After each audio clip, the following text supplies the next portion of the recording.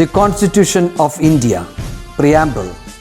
We, the people of India, having solemnly resolved to constitute India into a sovereign, socialist, secular, democratic republic and to secure to all its citizens justice, social, economic and political, liberty of thought, expression, belief, faith and worship, equality of status and of opportunity, and to promote among them all fraternity, assuring the dignity of the individual and the unity and integrity of the nation. In our Constituent Assembly, this 26th day of November 1949, do hereby adopt, enact and give to ourselves this Constitution.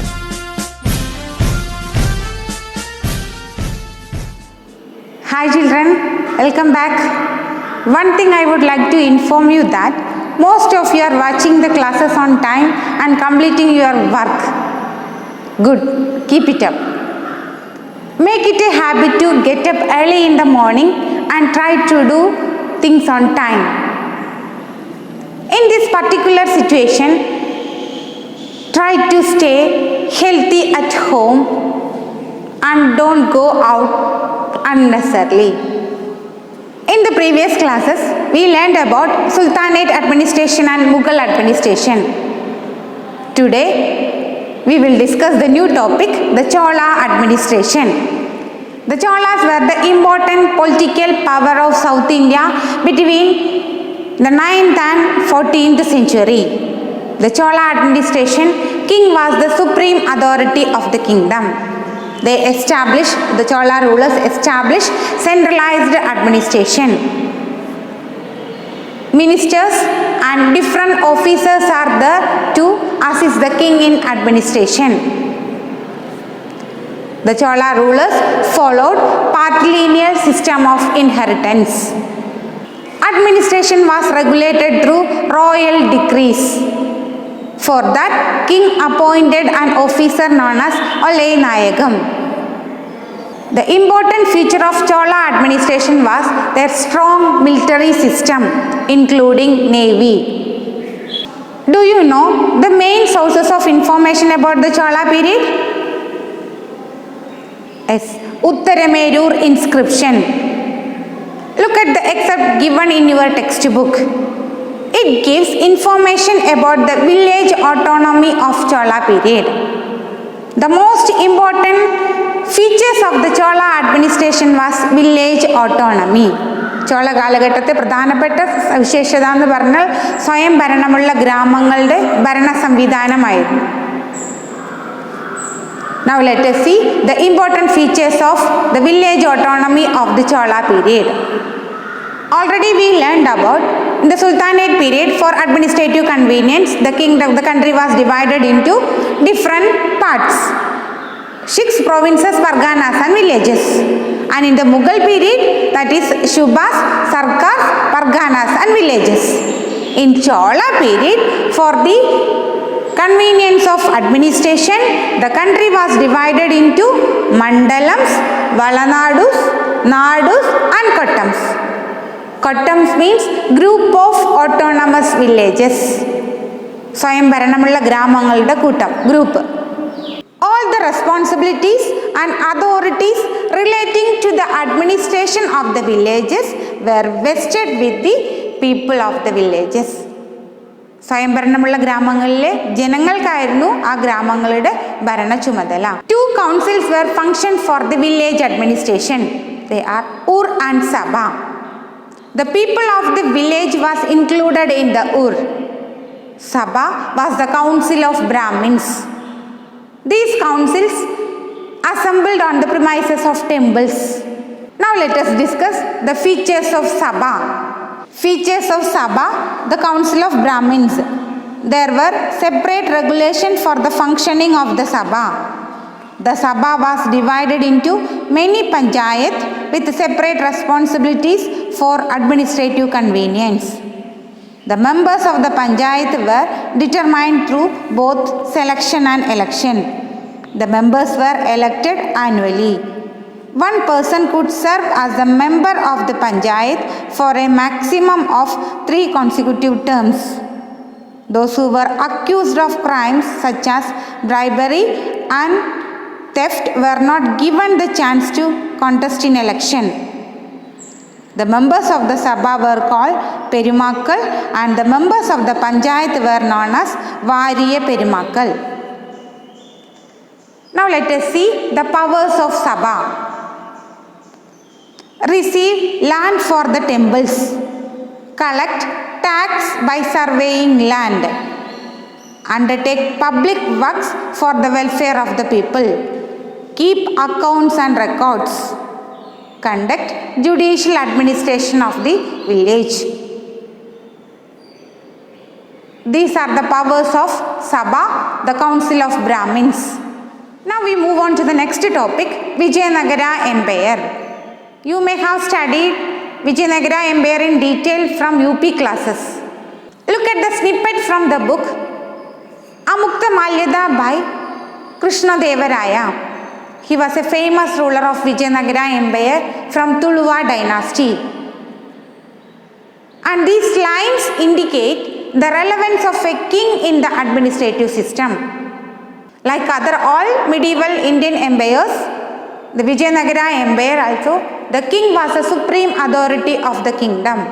Vijayanagara rulers established centralized administrative system, constructed large fort to protect the country from the attack of enemies. Now let us discuss the centralized administrative system and local administrative system of the Vijayanagara Empire. First let us discuss the centralized administrative system of the Vijayanagara Empire. It was known as Nayangara system. In this system, the king was the head of the central administration. Ministers and royal officers were assist the king in administration. There was a small army under the direct control of the king. The king appointed provincial governors to maintain a fixed number of soldiers of their own. They provided the service of the army to the king whenever necessary. These provincial governors were military heads. The king awarded them with the title of Nayak along with the specific area of land. This system that prevailed at the center was known as the Nayangara system. Next, local administration of the Vijayanagara Empire. The local administration of the Vijayanagara Empire was known as Ayyagar system. In this system, for the convenience of administration, the empire was divided into provinces, nadus and villages. The basic unit of administration was village. The day-to-day administration of the village was done by the officers known as Ayyagas, who inherited the post. This administrative system is known as Ayyagar system. The position of the Ayyagas in the village administration was equal to the Nayaks in the central administration. We will move on to the next administrative system, the Maratha administration. Maratha rulers ruled India in the 17th century. Like all other medieval Indian rulers, the Maratha rulers, king was the supreme authority of the kingdom. Like all other medieval Indian rulers, the Maratha king was also the supreme authority with the power over the legislature, executive and judiciary and military administration.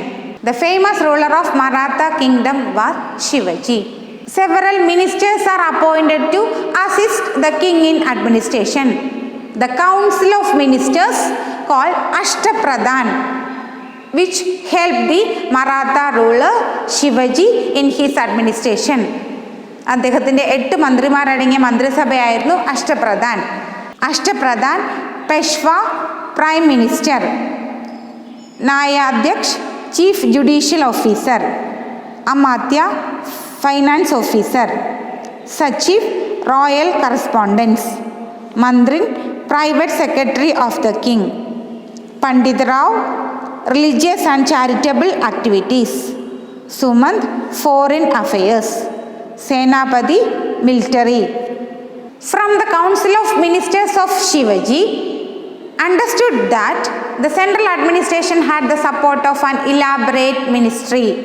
The ministers were the mere advisors of the king. Their authority was not hereditary. Let us see other important features of the Maratha administration. There was an espionage system to observe various offices and state affairs. Local administration also established. Let us discuss the local administration of the Maratha kingdom. For the convenience of administration, the Maratha kingdom was divided into many parts. These divisions were known as provinces, districts, parganas and villages. The officers of these divisions were directly appointed by the king. In Maratha kingdom, the country was again divided into two, Swarajya and Moghale. Swarajya was the territories of the Marathas, whereas the Moghale was the region annexed to the kingdom. രാജ്യത്തോട് കൂട്ടിച്ചേർക്കപ്പെട്ട പ്രദേശങ്ങൾ, സ്വന്തമായിട്ടുള്ള പ്രദേശങ്ങൾ സ്വരാജ്യ, കൂട്ടിച്ചേർക്കപ്പെട്ട പ്രദേശങ്ങൾ അറിയപ്പെട്ടിരുന്നത് മൊഗാലെ. From Swarajya region, land tax collected. Chaud and Sardesh Mugi, two kinds of taxes collected from Moghale region. Okay, what we have discussed in this chapter? Different administrative systems of the medieval India. That is Sultanate administration, Mughal administration, Chola administration, Vijayanagara administrative system and Maratha kingdom. I think it is clear. If you have any doubts, clear it with me. Complete your works. See you in the next class. Bye.